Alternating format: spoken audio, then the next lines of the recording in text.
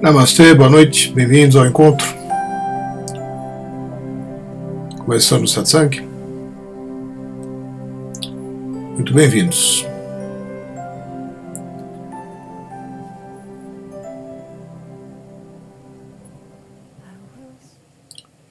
Satsang sempre tem uma intenção que muitas vezes parte de mim. Quando eu localizo com alguma precisão, alguma tendência energética, né? E outras vezes ele é inteiramente conduzido por circunstâncias, coisas que acontecem, né? Pelo menos no seu início. E outras vezes ele é totalmente conduzido pelas colocações que são feitas pelos participantes. Então, não é sempre do mesmo jeito, né? E é isso que dá a graça. Lembro que quando a gente realiza sessões de Diksha aqui em São Paulo, da mesma forma que eu faço aqui, eu dou as boas-vindas, né? E inevitavelmente, invariavelmente, toda semana, pelo menos uma pessoa nova aparece, né? Às vezes é mais gente, às vezes aparecem 10 pessoas novas, né? Às vezes aparecem 3, às vezes 5, às vezes muito raramente não tem ninguém novo. Então, eu sempre começo dizendo mais ou menos a mesma coisa, assim como aqui no satsang, né? Assim, né? Boa noite, bem-vindos. Para aqueles que estão vindo pela primeira vez, receber a Diksha, né? Aí eu dou uma explicação sobre a Diksha. E algumas vezes eu me lembro que todos nós estamos aqui pela primeira vez, né? Eu brinco um pouco com isso, porque essa é a verdade, né? Hoje, aqui, nesse momento, desse jeito, estas pessoas estão aqui reunidas pela primeira vez para fazer pela primeira vez o que nós vamos fazer agora, não é? Então, eu coloco isso porque a nossa mente tem a possibilidade de dar um salto e sair do tempo. É importante que sejamos capazes de sair do tempo. Dessa percepção sempre linear que uma coisa vai se repetir novamente porque ela é igual a que foi feita antes, né? Nossa mente funciona como uma linha do tempo, onde as coisas acontecem aparentemente dentro de uma sequência cronológica. E a nossa memória se nutre disso, né? Da linearidade do tempo. E a nossa mente, dado o padrão que as nossas mentes têm, né? Que é praticamente o mesmo, ela funciona com informações armazenadas na memória pela linha do tempo. Ou seja, o que vai acontecer agora só pode ser uma continuação do que aconteceu antes. O que vai acontecer hoje não pode ser muito diferente do que aconteceu ontem.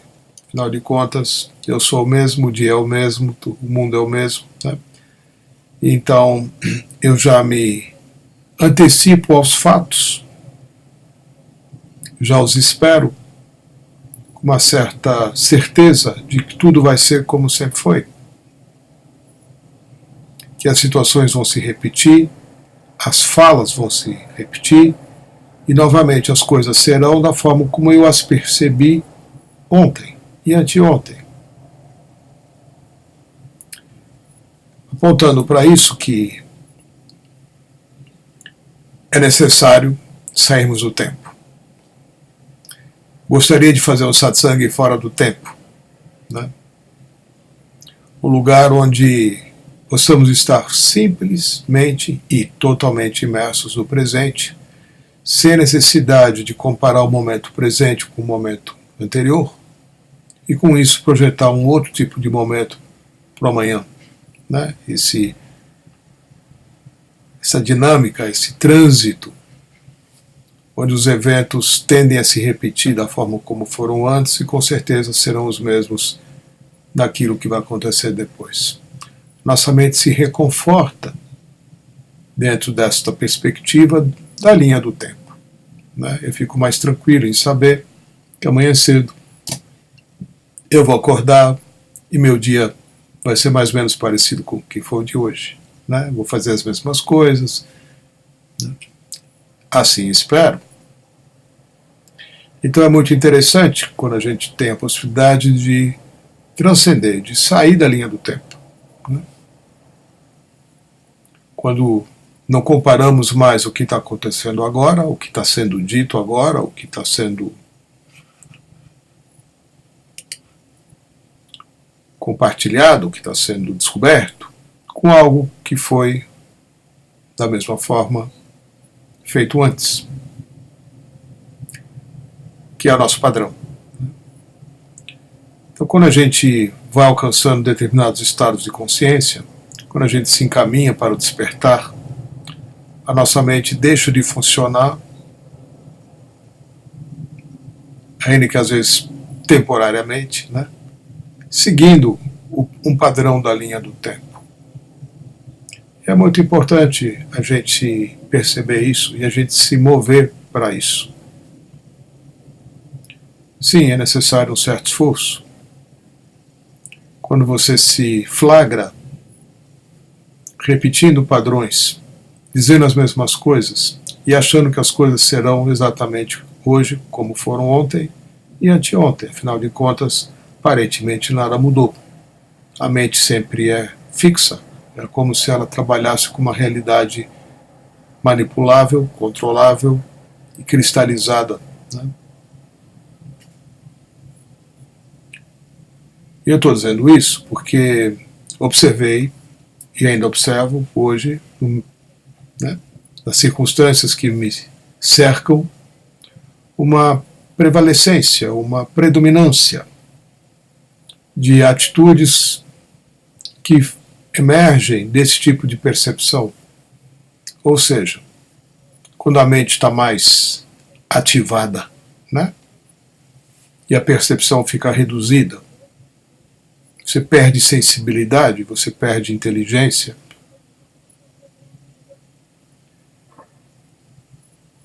Isso acontece muitas vezes porque a gente está com medo, né? A forma como nós lidamos com o medo é buscando algum tipo de controle.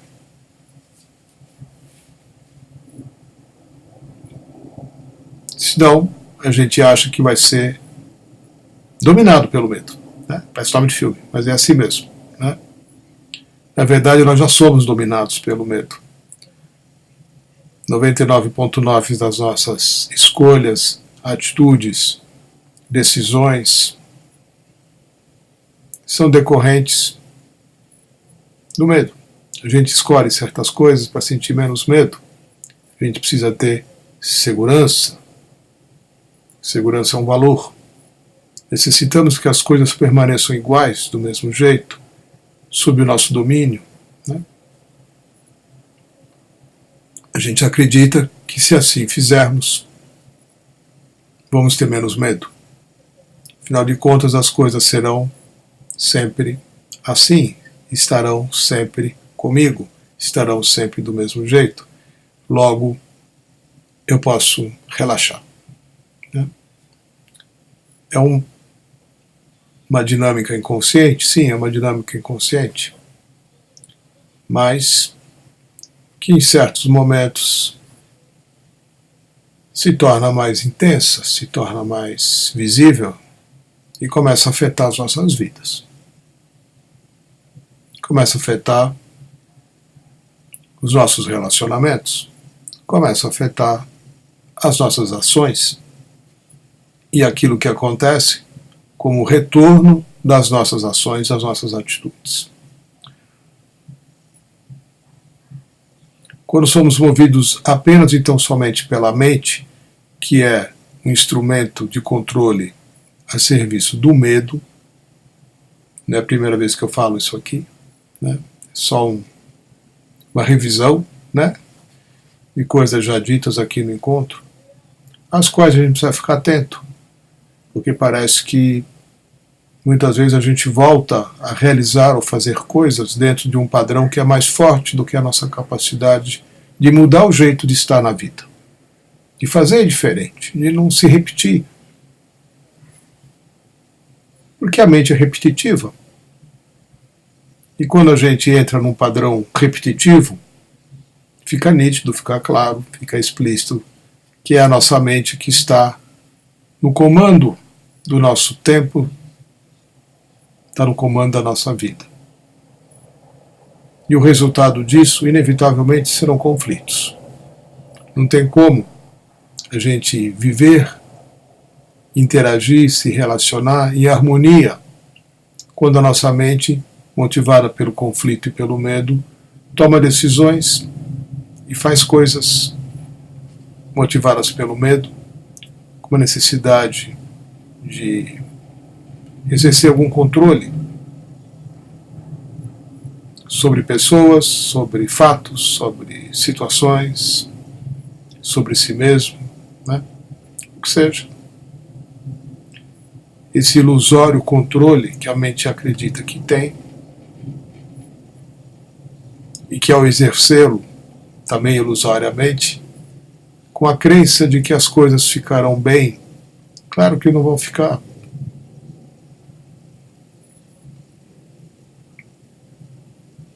Hoje eu observei uma tendência maior de eventos dessa natureza, né? Que normalmente partem das situações de conflito. Quando você está em conflito com pessoas, quando você está em conflito com ideias, quando você está em conflito com coisas que você vê, quando você está em conflito com coisas que você sente, a mente se torna muito atraente. Ou melhor, a mente se sente fortemente atraída a mostrar o seu potencial, o seu poder.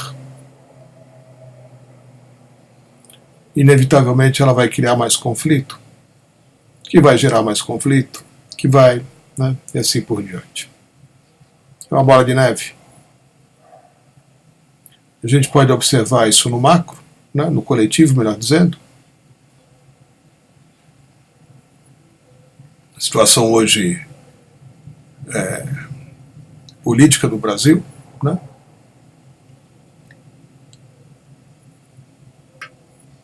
Com uma condição bem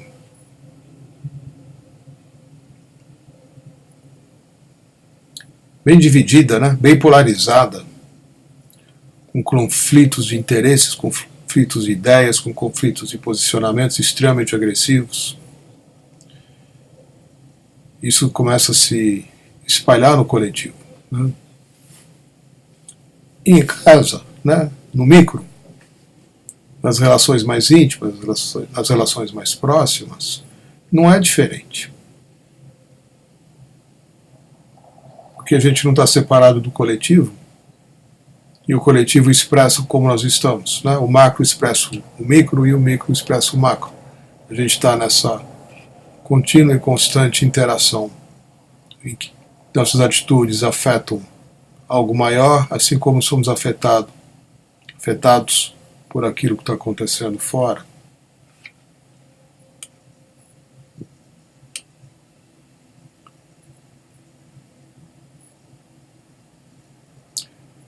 As sessões idísticas se tornaram um mostruário, vamos chamar assim, né? Muito nítido de como está o coletivo, né? Porque vêm as pessoas mais diferentes, chegam as pessoas dos mais diferentes lugares e das mais diferentes situações, das mais diferentes condições. E às vezes as pessoas que chegam estão todas num mau momento, um momento de dificuldade. Muitas vezes elas acreditam que a dificuldade e este mau momento ele é pessoal. Está acontecendo só comigo, está acontecendo isso, né? Eu queria entender para poder resolver, né?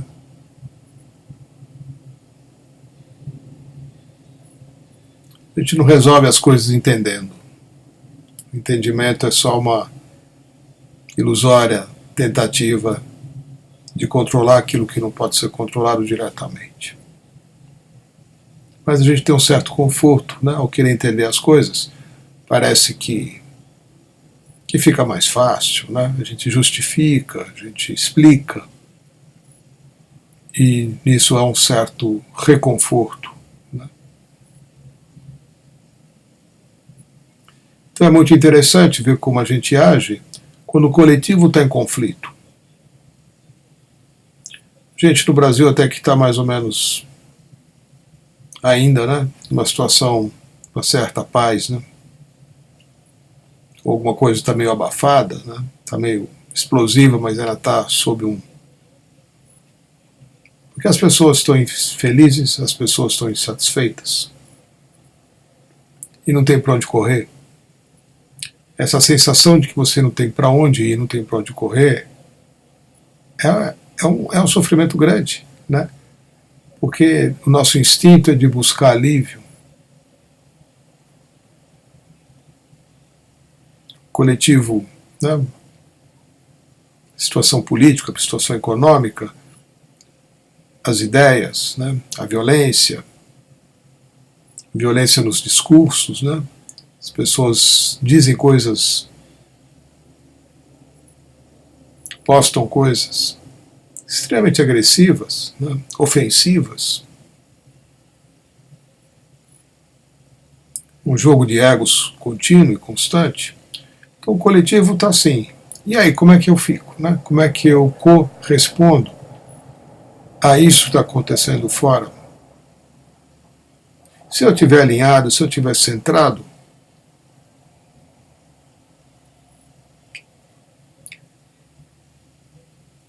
eu atuo, eu cuido, eu respondo às situações, eu me coloco, mas eu não me misturo, né?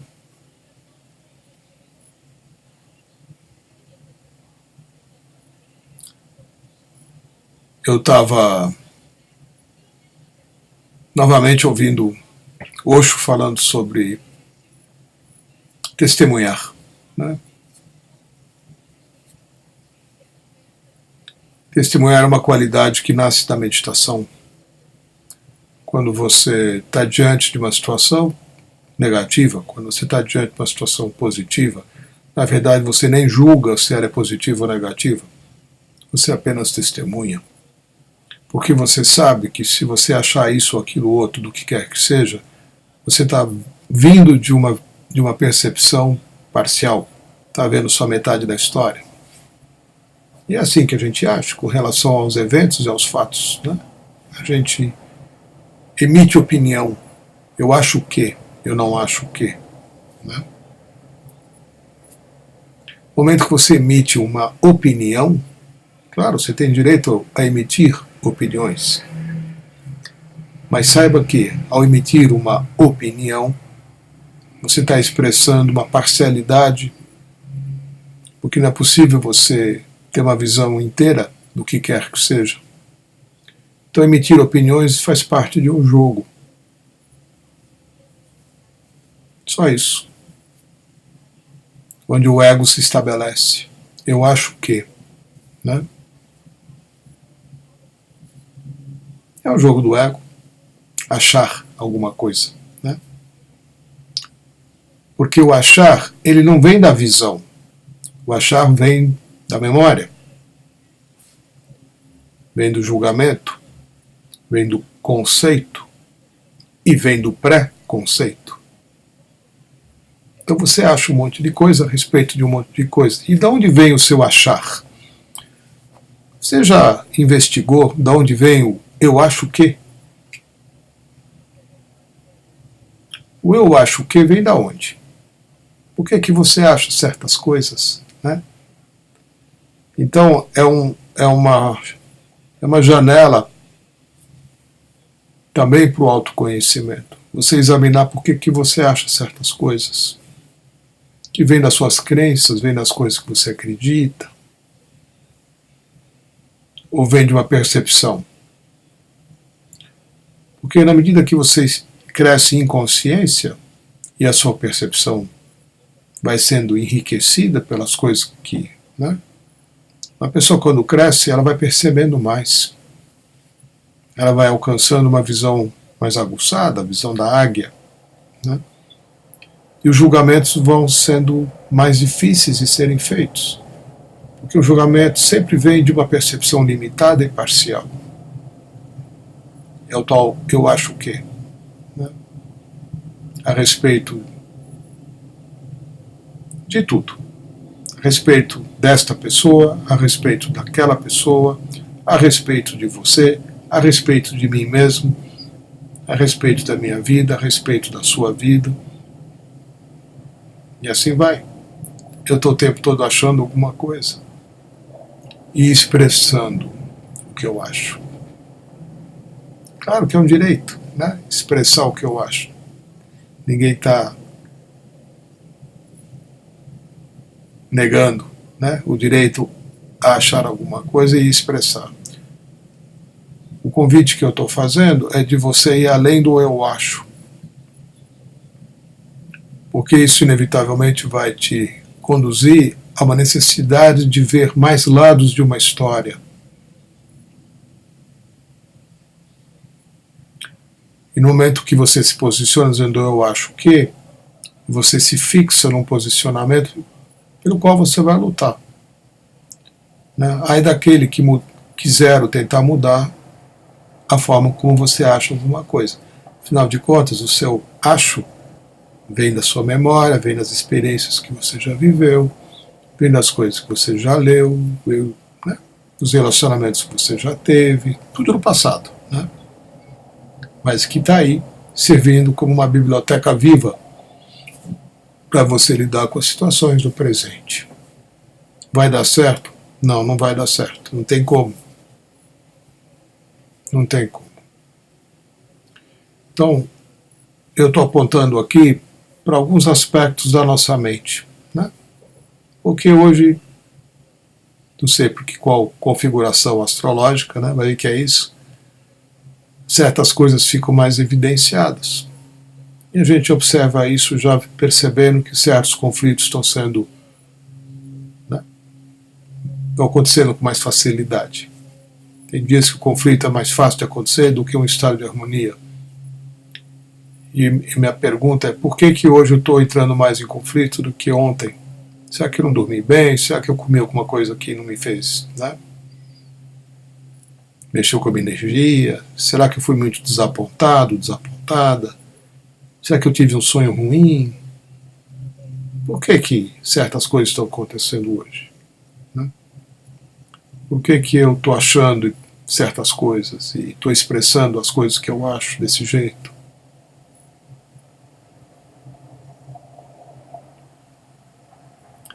Questões que eu estou colocando, né? Gostaria que vocês colocassem questões também, tá bom? Eu estou levantando algumas questões que chegaram aqui, né? Possivelmente vocês estejam percebendo outras coisas diferentes. Então, eu lembro que o encontro é encontro, né? E ele se nutre dos questionamentos e das percepções que são colocados por todos que dele participam. Eu tenho que colocar isso sempre, né? Mas eu estou direcionando, né, a investigação dessas coisas. Esse final de ano está tendo, nesse momento, a preparação, e ele vai acontecer o Festival ECAN, Festival Mundial ECAN da Iluminação. E para aqueles que já estão indo para lá, ou puderem ir para lá, né, é uma oportunidade imperdível de participar de algo muito incrível. E essa semana passada tivemos um encontro com os professores da UNO Academy, e o tema desse encontro, que aconteceu quinta-feira, ele ele lembrou, e eu me identifiquei com isso, né, fortemente, qual que é a motivação, se é que a gente tem, para encontrar iluminação na nossa vida. Né? O que é iluminação e por que eu teria que me preocupar com esse tipo de coisa? Por que eu deveria me ocupar em encontrar alguma coisa que eu posso deixar, né, para acontecer numa outra fase da minha vida? Não precisa ser agora eu preciso ir atrás de coisas mais importantes. Que importância tem a iluminação na minha vida? E eu, pessoalmente, fui atrás muito cedo, né, de alguma coisa que existencialmente eu senti que era mais importante do que qualquer outra. Eu entrei em contato com ensinamentos compartilhados por mestres iluminados muito cedo, né? Com 18, 19 anos eu já estava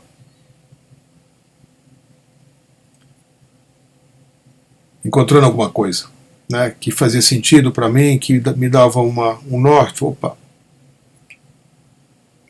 isso é uma coisa que eu quero, isso é uma coisa que eu preciso. Eu quero porque eu preciso, né? Quase intuitivamente.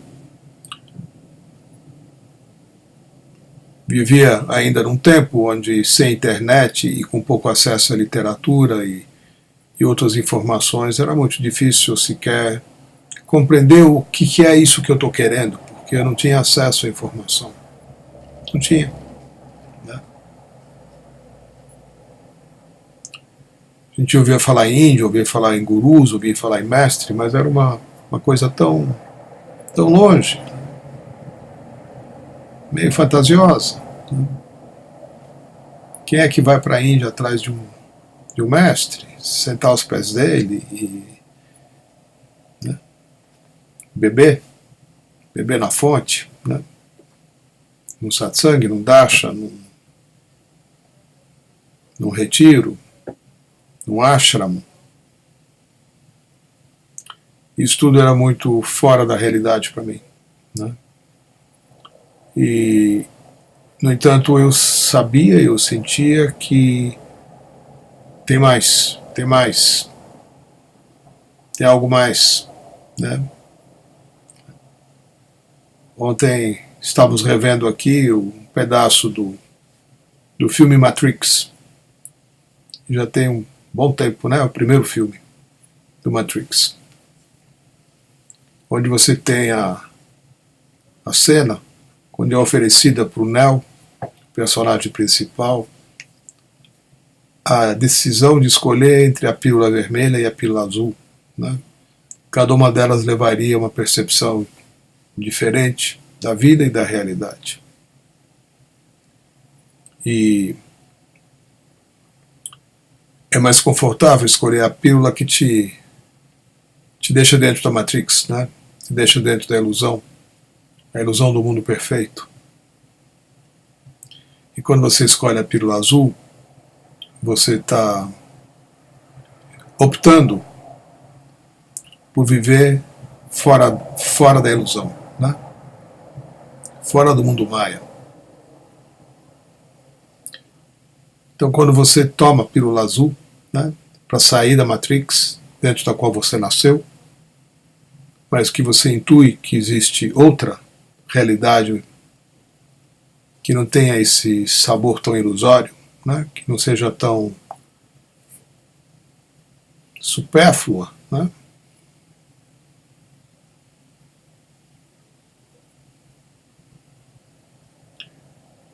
E onde é que eu estou vivendo hoje? Será que eu saí da Matrix? Será que eu estou no mundo real? O que é realidade para mim? O que é real para mim? Então, uma das coisas que esse filme muito bem feito, né, ainda atual, mostra é essa cocriação da realidade, onde as coisas são e acontecem da forma que são e acontecem, porque você as cria dessa forma a partir daquilo que você projeta na vida, projeta na existência. Para nossa mente, esse tipo de coisa é meio inaceitável, né? Nós sempre nos percebemos como vivendo num lugar que assim é. E eu me adapto ou não às circunstâncias, às pessoas e aos eventos. Geralmente não me adapto muito bem, né? Quando eu não me adapto muito bem, porque as coisas me machucam, pessoas me machucam, situações me machucam, eventos me machucam, lugares me machucam, eu vou me refugiar numa realidade paralela. Eu vou criar um universo paralelo, onde nada mais vai me machucar, né?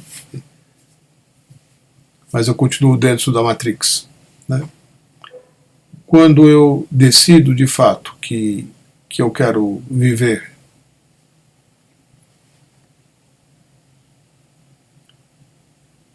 sem projetar a minha bagagem, os meus medos, né, as minhas memórias, para co-criar uma realidade inexistente, é um desafio muito grande. É o desafio daquele que está desperto, é o desafio do iluminado, que uma vez ao encontrar esse estado, vai criar um mundo diferente, né?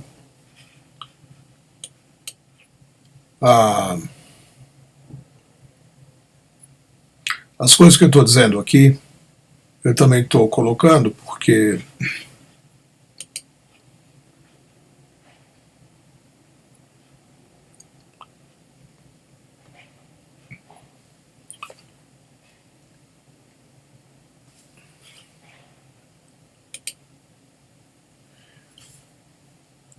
é necessário a gente ter uma motivação.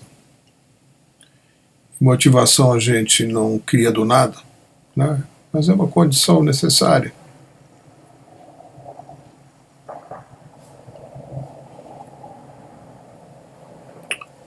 Para nos conduzir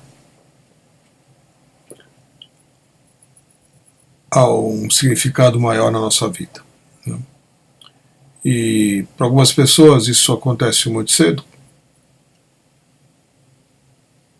eu me incluo entre elas, né?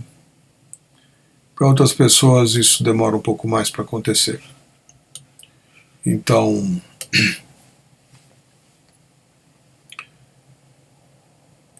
como eu estava questionando há pouco, né? Para que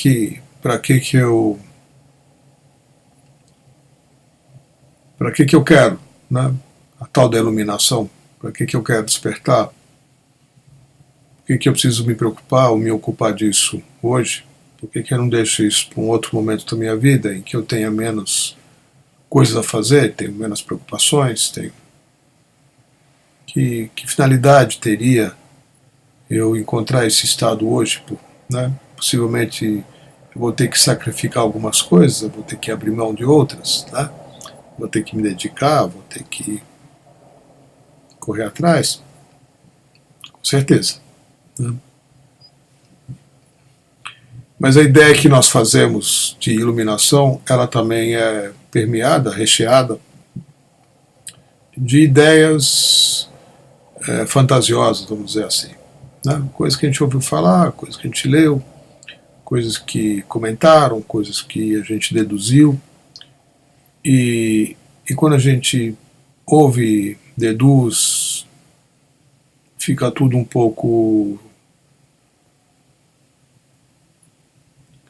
fora da nossa realidade, né? É como se uma pessoa que estivesse buscando a sua iluminação tivesse um pouco zen demais, né? Zen noção, zen, né? Meio fora da real.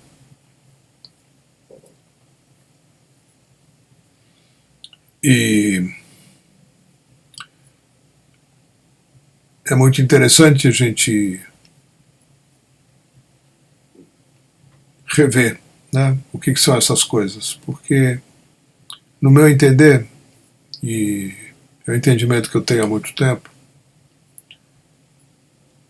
a busca por um estado mais elevado de consciência a busca por esse estado que é observável em algumas pessoas já encarnadas e outras que estão por aí ainda, né? E outras que já passaram por aqui há muito tempo.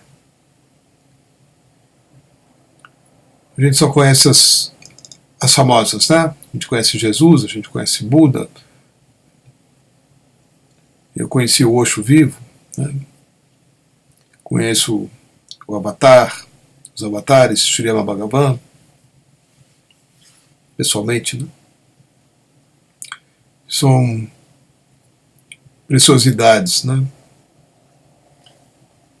Ter tido essa oportunidade de conviver com pessoas que estão vivas, né? Estão encarnadas e com as suas presenças nos passaram e nos passam alguma coisa do seu estado. É uma experiência única em vida, né? Mas o que eu observo, partindo de mim mesmo, é que a ideia de iluminação sempre é um pouco fantasiosa, né? Na verdade, eu quero muitas vezes encontrar uma solução para todos os problemas da minha vida, né? E eu acredito que se eu for além dessa minha mente insana, doente e neurótica, e encontrar uma espécie de paz, uma espécie de silêncio, eu vou me sentir melhor, né? É uma motivação, né? É uma delas. Então, eu estou convidando vocês a reverem o que acham a respeito de, né? E qual é a sua motivação para crescer em consciência. Não existe motivação certa, não existe motivação errada, não existe boa motivação, não existe motivação ruim. O que existe é motivação, né? E além da motivação, que é o convite que eu estou fazendo, é você encontrar o significado que isso vem a ter para você. Que importância tem essas coisas? Por que você quer crescer espiritualmente? Por que você quer crescer? Para quê? Né? O que você espera encontrar ao crescer? O que você espera ser quando certas coisas vierem a acontecer a você? Então são perguntas muito fundamentais que precisam e devem ser feitas, né? Porque elas vão, de certa forma, ajustar a sua bússola. Elas vão apontar para onde você deve seguir, para onde você não deve seguir, para não perder tempo. A gente perde tempo facilmente, né? Uma das qualidades, das boas qualidades de um buscador espiritual é a intensidade. Você ser intenso, você ter um direcionamento e uma persistência,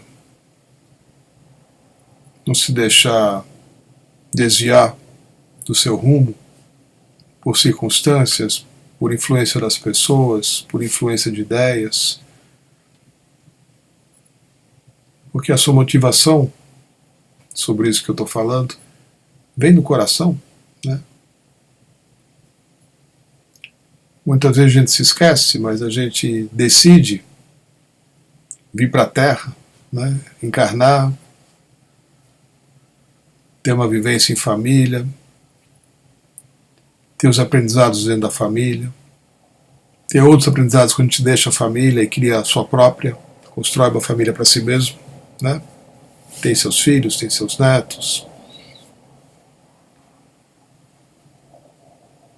Esse ciclo kármico, né? Em que você dedica um tempo da sua existência para estar no mundo e para tirar tudo que você pode dessa experiência de estar vivo, de estar no meio de mais gente, todo mundo refletindo um pedacinho seu, né? Porque na realidade é isso que ocorre. Todas as pessoas espelham alguma coisa sua que você ainda não conhece, que você ainda não reconhece.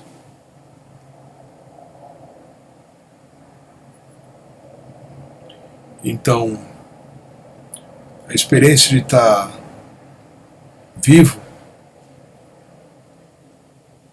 é enorme. As possibilidades que você tem de fazer alguma coisa grandiosa para si mesmo, né, da sua vida. Perder menos tempo, né, fazendo coisas que não servem para nada. Simplesmente passando o tempo, não fazendo nada, né, deixando de crescer, deixando de aprender. Como é possível não querer aprender? Que tipo de pessoa você é que não quer aprender? Está fazendo o que é aqui? Né? Que você não está interessado em tudo e em todas as coisas? Sempre partindo desse espaço do eu não sei. Eu não conheço ainda. Eu ainda não vi. Né? Essa coisa que... esse estado de vazio interno que busca um preenchimento saudável, né?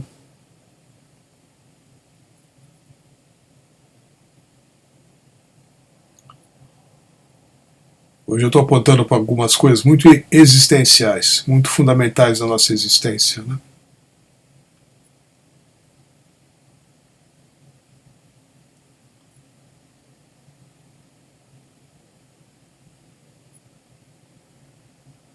De vez em quando eu sou convidado a falar essas coisas. Como a área de chat está apagada, eu nem sei se vocês estão aí, né? Mas as postagens que estavam aí com essa queda da internet, esse retorno, foram apagadas. Continuo aqui falando, né? Mantendo aberto o espaço para quem está aí, para colocar alguma coisa, né, que gostaria também que eu comentasse aqui, né? Segunda vez que eu dou o toque hoje aqui, porque as coisas apagaram, eu não sei quem está aí e quem não está.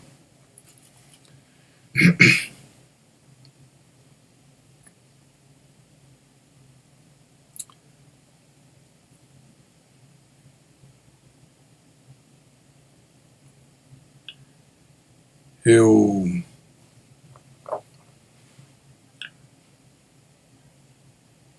fui motivado muito cedo a encontrar alguma coisa que justificasse para mim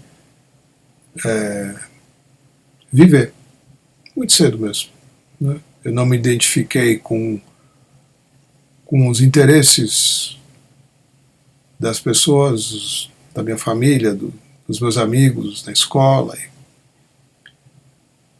Não me identifiquei, né? Eu não achava interessante as mesmas coisas, eu não tinha ambição por carreira, por dinheiro, por conquistas que alguns dos meus melhores amigos tinham, né? E para mim sempre foi muito claro que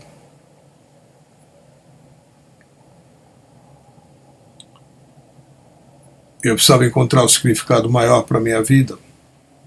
E no começo foi uma jornada, foi nem uma jornada, né? Mas foi uma busca muito solitária. E hoje a gente tem essa família enorme, né? Então, enquanto ainda era uma jornada solitária, em que eu não sabia se as coisas que eu sentia, só eu sentia, ou se tinha mais alguém nesse universo que sentia as coisas parecidas, porque a sensação que eu tinha era que eu estava sozinho nessa, né? Muito deslocado, muito separado né, do que as outras pessoas gostam, muito, né, me sentindo meio, né, fora d'água mesmo. Aí quando eu comecei a encontrar os primeiros que tinham interesses semelhantes, que tinham questionamentos, que tinham buscas semelhantes, foi um alívio muito grande, né? A gente se mover em grupo é uma necessidade.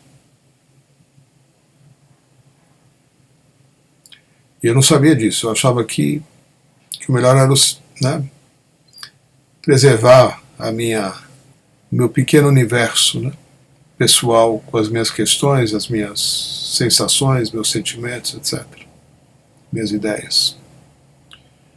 Quando eu fui percebendo que mais gente era também, né, estava também interessado nas mesmas coisas, me deu um conforto muito grande, né? Pelo menos eu não me senti mais tão solitário. Eu não sabia o que é um buscador espiritual. Eu não sabia nem o significado da palavra buscador, muito menos da palavra espiritual.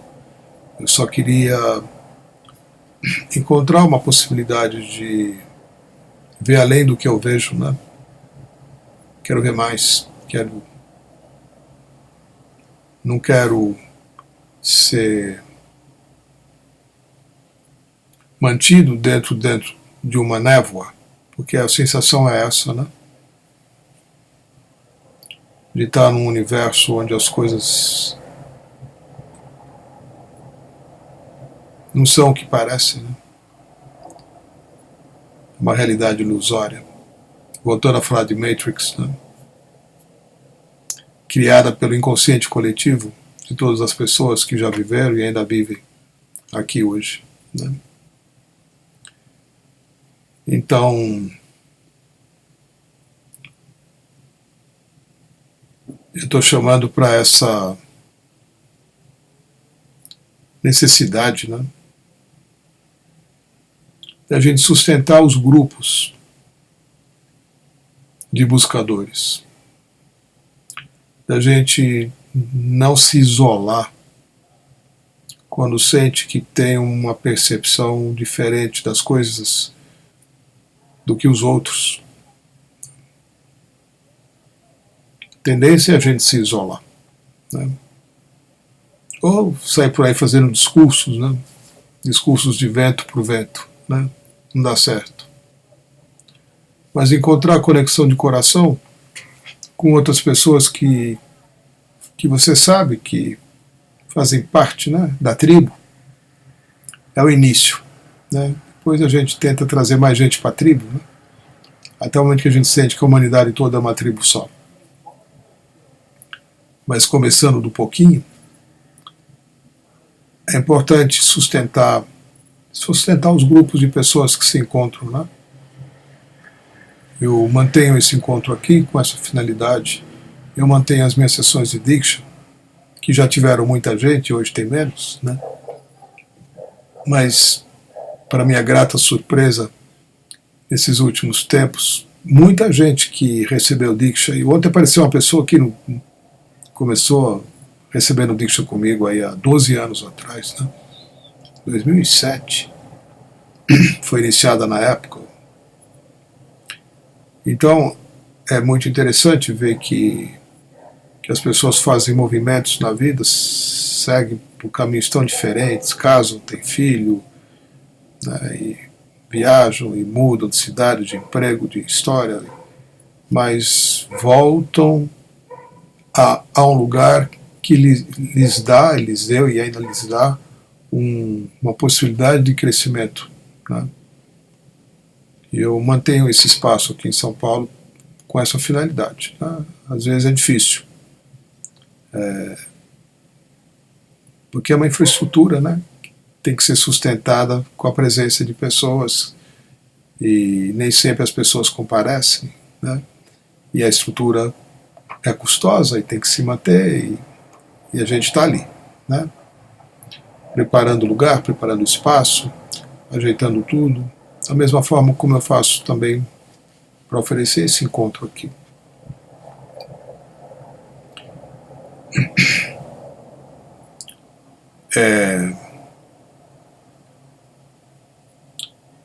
É importante que todo mundo faça alguma coisa, né, para dar sustentação. A gente lida com forças do inconsciente coletivo que hoje estão gerando uma série de conflitos mais fortemente do que era antes, né? Quando a gente está sentindo assim, talvez seja porque a internet nos dá um pouco mais de visão né, do que está acontecendo fora, né, dos meios tradicionais de comunicação, né? Antigamente era o rádio, né? Você ficava sabendo as coisas pelo rádio e pelo jornal. Primeiro pelo rádio, né? Depois, no dia seguinte, quando chegava o jornal, quando você saía para comprar o jornal, você podia ler alguma coisa a respeito do que já aconteceu, né? E o rádio daquela forma de te dar notícia de última hora, né? Mas você não está vendo, você está só ouvindo falar. Não faz muito tempo, né, que a gente tem televisão e notícias pela televisão. Então, não sei, 50 anos talvez, um pouco mais, né? 60, 70, não sei. Até a gente começar a ver coisas que acontecem em outros lugares, né? Eu sempre gostei muito de cinema, e na minha infância, na minha adolescência, eu ia sozinho, né? Às vezes ia com algum amigo e tal, e fazia parte, né, do programa, seja lá o filme que fosse, né? Antes do filme passava um jornal, Cine Atlântica, né? Acho que era um nome assim. A gente via as notícias no cinema, porque em casa a gente só ouvia. Então, para a gente ver um correspondente de guerra, numa zona de conflito, ou, né, alguma coisa que tivesse acontecido, sim, tinha o esporte, mas tinha outras coisas também.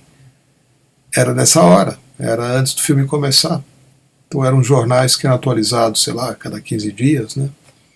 Distribuído nas salas de cinemas. Era uma forma de a gente ver um pouco do mundo, saber um pouco mais do que acontece por aí.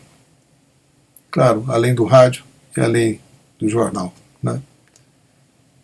Então, a percepção que se tinha da realidade nessa época é muito diferente da que a gente tem hoje, né? Hoje é tudo na hora, é online, né? Coisa está acontecendo, já estou vendo aqui na minha tela. Então minha visão de mundo mudou, minha percepção mudou, e eu mais facilmente entro em contato com situações conflituosas, assim como coisas legais também, né, que acontecem nos mais diferentes lugares. Então a gente vai crescendo junto, né? O que era uma forma de perceber as coisas hoje mudou muito.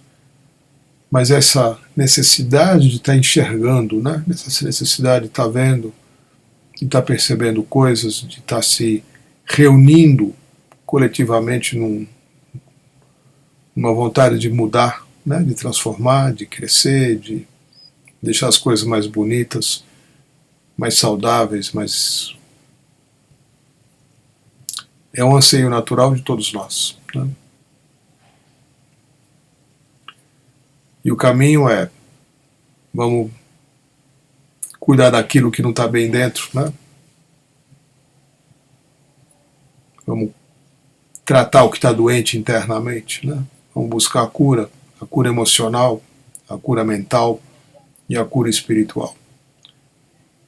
E todas as curas que forem necessárias, porque se eu não tiver num bom estado, o que está em volta de mim também não fica num bom estado, né? Voltando a falar o que eu já disse aqui, né? Mundo externo, reflexo do mundo interno. Se você quer uma mudança no mundo externo, comece trabalhando para mudar o mundo interno. Shriyama Bhagavan, né? A colocação é deles, e eu estou repetindo aqui. O mundo externo é um reflexo do mundo interno. Se você quer mudanças no mundo externo, trabalhe no sentido de transformar, curar aquilo que não está bem dentro de você. Você vai ver os reflexos imediatamente. Por quê? Porque o mundo externo é um reflexo do interno. Assim que algo muda dentro de você, o que está fora muda também. Enquanto você sustentar, né, a sua insanidade interna, o que você vai ver fora vai refletir também isso que está acontecendo dentro de você. Então precisa sair dessa posição, né, de estar sempre sendo afetado pelo que acontece fora, pelo que acontece com os outros, pelo que os outros fazem a você. É tão confortável, né, a gente justificar o que acontece consigo mesmo como consequência do meio, como consequência dos outros. E a gente deixa de assumir a responsabilidade pela nossa própria vida. Então isso precisa mudar. Você quer mudanças? Fora. Trabalhe mais ativa e intensamente para mudar alguma coisa dentro de você. E sim, você não vai conseguir fazer isso sozinho, né? É muito difícil. Você pode até trabalhar nesse sentido, mas é mais demorado, é mais difícil, é mais árduo, porque você não tem todas as ferramentas e você está muito identificado com os processos que você mesmo sustenta inconscientemente. Então é importante a gente buscar uma referência externa também, alguém que te, né, facilite a ver as coisas por uma perspectiva diferente da sua, porque a forma que você vê as coisas é apenas uma perspectiva, é apenas um ângulo, às vezes um pouquinho mais largo, mas muitas vezes um ângulo bem estreito. Depende do tipo de vida que você teve, depende do tipo de vida que você tem. Para você alargar a sua percepção, o seu estado de consciência tem que passar por uma mudança, e essa mudança vai gerar também mudanças na forma como o seu cérebro trabalha. É uma mudança neurobiológica também, uma mudança física, quando certas partes do seu cérebro começam a trabalhar de uma forma diferente. Certas partes são mais ativadas e outras são desativadas, né? Proporcionando um equilíbrio e uma mudança de percepção. Não tem como a gente caminhar na vida sempre mantendo o mesmo tipo limitado de percepção. A gente tem que trabalhar uma mudança de percepção. Tem que perceber, tem que saber o quanto a nossa percepção ainda é limitada e como ela produz julgamentos e faz escolhas sempre dentro de uma perspectiva muito estreita, quase sempre herdada da própria família, da forma como você foi educado, da forma como você foi criado em casa, da forma como você se relacionou e se relaciona com pessoas. Essa é a visão estreita que você ainda tem, sustenta e protege, né? Então é importante buscar a expansão, é importante. Não só é importante, é fundamental, né? Eu estou encerrando o encontro aqui. Vou me preparar para o Oneness Meditation. Recebam a Diksha, recebam a presença que se manifesta, permitam ser motivados, né, a crescer como seres humanos, como consciência, como coração. Namastê.